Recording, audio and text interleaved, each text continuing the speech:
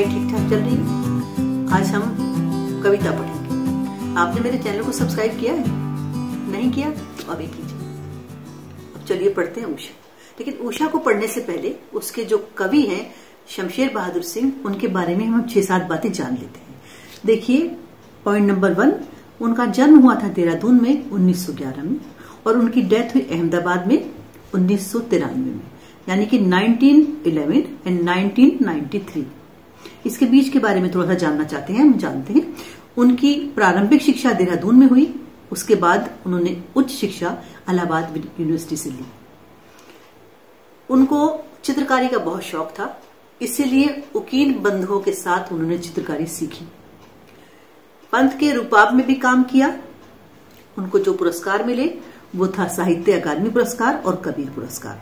ये था उनके बारे में एक संक्षेप में परिचय और उनका सम्मान। आइए अब चलते हैं कविता की तरफ। हम पहले कविता को पढ़ेंगे, उसके बाद उसकी व्याख्या को जानेंगे। तो मैं यहाँ पर कविता पढ़ती हूँ। अगर पाठ्य पुस्तक आपके पास हो तो आप उसे खोलकर देख लीजिए, अन्यथा मेरे साथ स्क्रीन पर कविता चलती है, आप उससे कविता समझने का प्रयास कीजिए। आपने अभी कवि का परिचय समझा। अब हम कवि की लिखी कविता उषा के बारे में बात करेंगे। उषा कविता की बात करने से पहले हम ये जान लेते हैं कि आखिर उषा क्या है।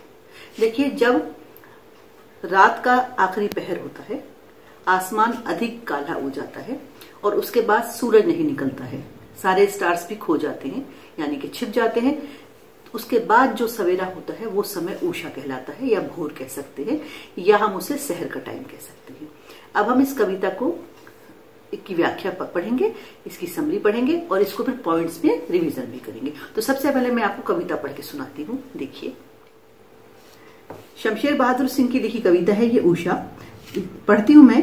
प्रात नभ था बहुत नीला शंख जैसे, भोर का नभ राख से लीपा हुआ चौका, ब्रैकेट में है अभी गीला पड़ा है।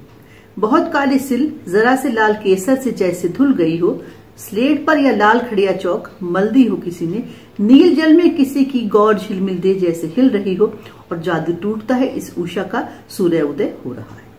देखिए, अभी अभी मैंने आपको बताया कि ये वो समय है जब सितारे जो है सारे, यानी कि स्टार्स जो है वो छिप जाते हैं, आसमान में अधिक कालिमा हो जाती है। उसके बाद जब सूरज निकल आता है तो जो जादू जैसा सारा माहौल होता है वो मिट जाता है। तो पहले मैं इसकी थोड़ी सी आपको सारांश फॉर्म बताती हूँ।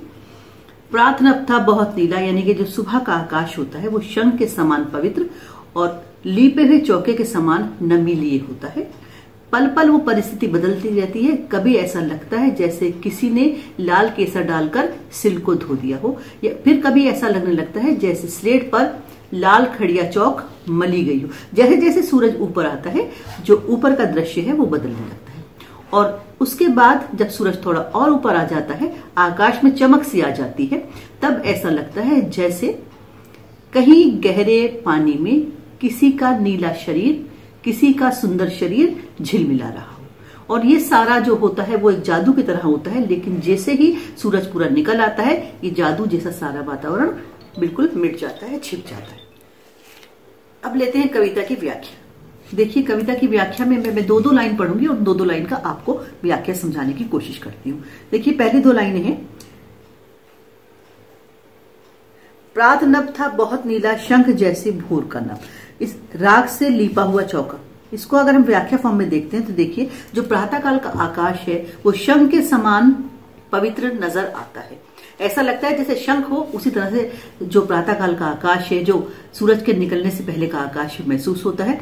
कभी ने कल्पना की है कि जैसे चौके को राख से लीपा गया हो और वो पूरा सूखा न हो, उसे वो कभी ऐसा नजर आता है।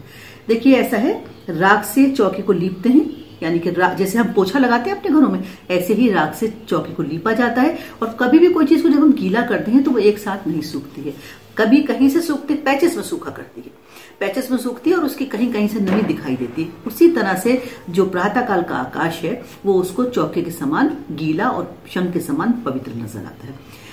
आप जरा से कल्पना कीजिए कि हमारे क्लासेस में जो ब्लैक बोर्ड होते हैं, उन जब बोर्ड्स को हम साफ करते हैं, उसके बाद जब वो सूखते हैं तो ना तो एक जैसे सूखते हैं और ना सूखने के बाद पूरे हमें ब्लैक या व्हाइट या जिस भी कलर के होते हैं वो नजर आते हैं। जो कलर से हम लिखते हैं उस कलर का थोड़ा सा अवशेष उस पर रह जाता है। तो ऐसे ही सूरज जब निकलता है तो आकाश पर हल्की हल्की सी लालिमा आने लगती है। अब इसकी आगे की लाइन में पढ़ती हूं।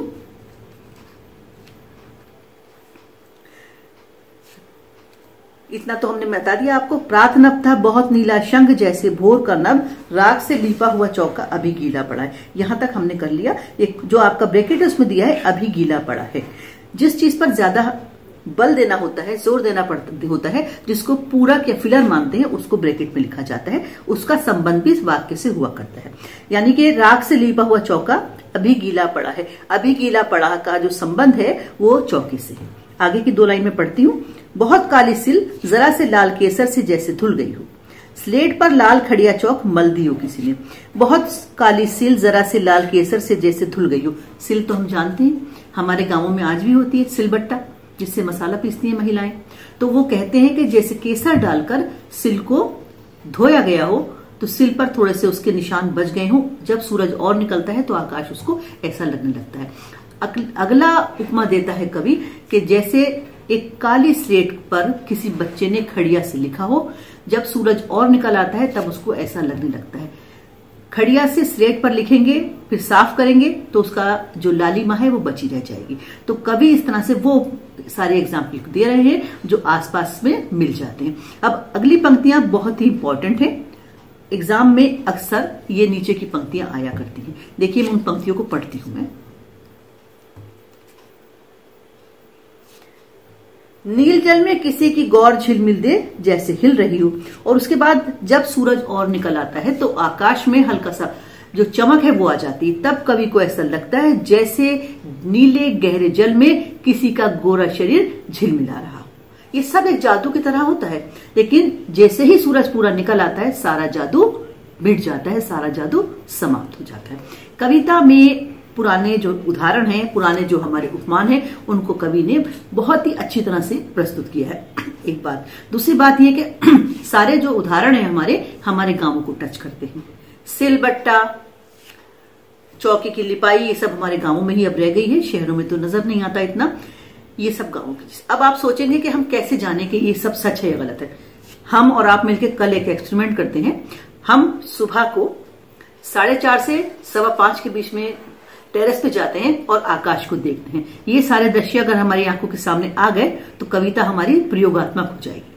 कल एक कोशिश जरूर करिएगा, मैं भी कोशिश करूंगी। ये हमारी कविता हो गई, उस समरी हो गई कविता की, यानी कि सारांश और व्याख्या हो गई। अब मैं पूरी कविता को आपको पॉइंट्स में बताती हूँ। देखिए, सबसे पहले आता है शंख के समान पवित्र आकाश। उसके बाद उसको लगता है कि जैसे किसी ने सिल पर केसर को धोया हो। उसके बाद उसको लगता है जैसे खड़िया चौक स्लेट पर मली गई हो। उसके बाद उसको लगता है जैसे किसी का गोरा शरीर गहरे सुंदर पानी में सुंदर शरीर झिलमिला रहा हो। जैसे ही लेकिन प्रातः निकल होता है, जैसे सूरज उग आता है, तो सारा जो जादुई सा दृश्य है वो एकदम विलीन हो जाता है, वो सब मिट जाता है। अब इसके बाद हमारा कौन सा आता है? ये वो समय होता है जब माँ कहती है उठो लाल अब आंखें खोलो, पानी लाई मुंह धो लो। यानी अक्सर माएं बच्चों को हिला हिला कर उठाती हैं कि अब तो उठ जाओ, सूरज भी निकल आया है।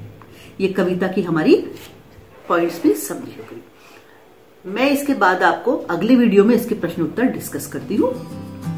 लाइक, सब्सक्राइब, शेयर तो आप कर ही रहे होंगे।